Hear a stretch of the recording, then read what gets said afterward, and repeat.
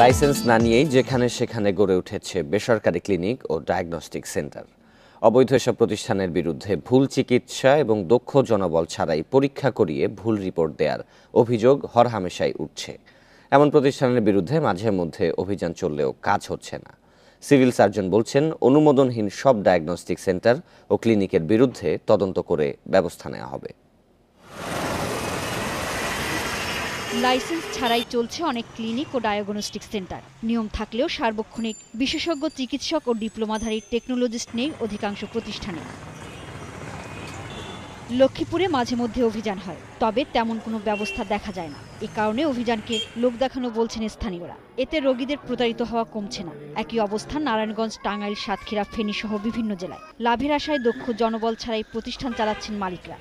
মানে এমন কিছু টেস্ট দিতেছে যেটা ঢাকা করতে হয়, অথচ এটা এখানে করা সম্ভব, সেটাই আবার বলতেছে যে এটা ঢাকা করতে হবে, ঢাকা করলে অতিরিক্ত টাকা দিতে হবে। যত্রতত্র ডায়াগনস্টিক সেন্টারগুলি আছে এবং এগুলির কোনো নিয়ন্ত্রণ নাই, কাজের মান ভালো না।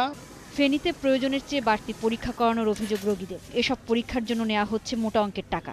আমরা তো গরিব মানুষ, আমরা তো আপনার বাইরে রিপোর্ট করতে গেলে অনেক টাকা নেমে যায়। যেমন আজকে একটা এক্সরে করছি 300 টাকা নিছি। এই এক্সরেটা যদি আমরা আজকে হাসপাতালে করতাম অত 100 টাকা করতে পারতাম।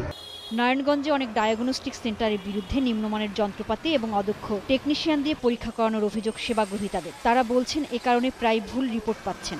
8-10টা টেস্ট দিয়ে দেয়, হ্যাঁ যাও অমুক জায়গাতে করা নিয়ে এসো, অমুক জায়গাতে করা নিয়ে এসো। তার মনের মতন টেস্ট না হলে সে দেখেই না। হ্যাঁ, এবং টেস্টগুলি করে অনেক সময় ভুল হয়। লাইসেন্সবিহীন অবৈধ ক্লিনিকের বিরুদ্ধে ব্যবস্থা নেওয়া শুরু হয়েছে বলে জানান এই সিভিল সার্জন। আমরা পর্যায়ক্রমে সেগুলো পরিদর্শন করছি। যেগুলির মান একেবারেই খারাপ তাদেরকে আমরা নতুন লাইসেন্স না করা বা নবায়ন যেন না হয় সে ব্যাপারে সুপারিশ করছি।